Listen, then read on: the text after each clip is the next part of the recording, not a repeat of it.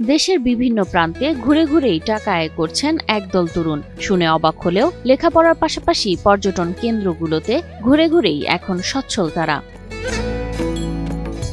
বাংলাদেশের পর্যটন খাত নতুন করে আলো দেখছে তরুণ সমাজের কারণেই। ভ্রমণের ভালোবাসা এখন অনেকের পেশা। নারীদের নিরাপদ ভ্রমণ এবং তরুণদের কর্মসংস্থান সব মিলিয়ে বাংলাদেশের পর্যটন শিল্প পাচ্ছে নতুন মাত্রা। 2018 সালে 3 তরুণ মোহামিনুল ইসলাম সাদি, রাইসুল ইসলাম জিতু এবং রিজভী হাসান শুরু করেছিলেন বাংলাদেশের ট্যুর গ্রুপ বা বিটিজি। বাংলাদেশ ট্যুর গ্রুপ বিটিজির যাত্রা শুরু হয়েছে কিন্তু 2018 সাল থেকে, এবং এই যাত্রা আমার সঙ্গে ছিল 3 জন, আমি এবং আমার সাথে রাইসুল ইসলাম জিতু এবং রিজভী হাসান। ছোট্ট একটি টিম নিয়ে শুরু, মাত্র 40-45 জন পর্যটক এবং একটি বাস নিয়ে শুরু করেন যাত্রা। তবে তাদের লক্ষ্য ছিল অনেক বড়। আমাদের প্রতি বৃহস্পতিবারে বা আদার্স বিভিন্ন ডেটে প্রতি সপ্তাহে আমরা 900 থেকে 1000-এর মতো গেস্ট প্রতি সপ্তাহে সার্ভিস দিয়ে থাকি। মানোন্নয়ন ও বিশ্বস্ত সেবার মাধ্যমে বিটিজি এখন প্রতি সপ্তাহে 700 থেকে 800 ভ্রমণ পিপাসুদের দেশের বিভিন্ন পর্যটন স্পট ঘুরিয়ে দেখাচ্ছে। প্রথমে অনেক কষ্ট করেছি। প্রথমে দেখা গেছে 20 জন, 25 জন, 30 জন, 35 জন এরকম লোক আমাদের সাথে যেত। তারপর আমাদের সার্ভিসের মান আমরা এমন টার্গেট করেছি যেন কম টাকায় বাংলাদেশের মধ্যবিত্ত, নিম্নবিত্ত বা ছাত্র যারা আছে, যাদের ঘোরাঘুরিতে খরচটা একটু বেশি মনে হচ্ছিল, তাদের জন্য আমরা কম টাকায় প্যাকেজ নিয়ে আসি। তারপর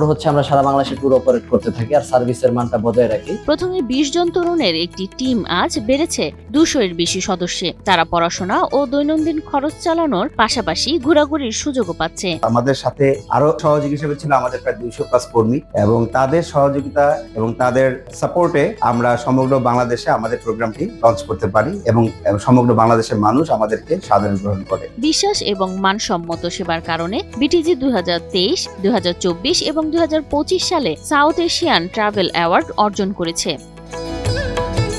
বাংলাদেশের কোনো ট্রাভেল এজেন্সির জন্য এটি প্রথম, এমনটাই দাবি করেন এই তরুণেরা। সমগ্র বাংলাদেশে আমরাই প্রথম সেখানে অংশগ্রহণ একটা সুযোগ পাই। সেটা হয় 2023 সালে, এবং এটা ফার্স্ট প্রোগ্রামটা ছিল হলো বেঙ্গালুরুতে। এরপর আমরা 24-25 সালেও আমরা জয়েন করি এবং আল্লাহর রহমতে ওখানেও আমরা কয়েকটা ক্যাটাগরিতে অ্যাওয়ার্ড অর্জন করি।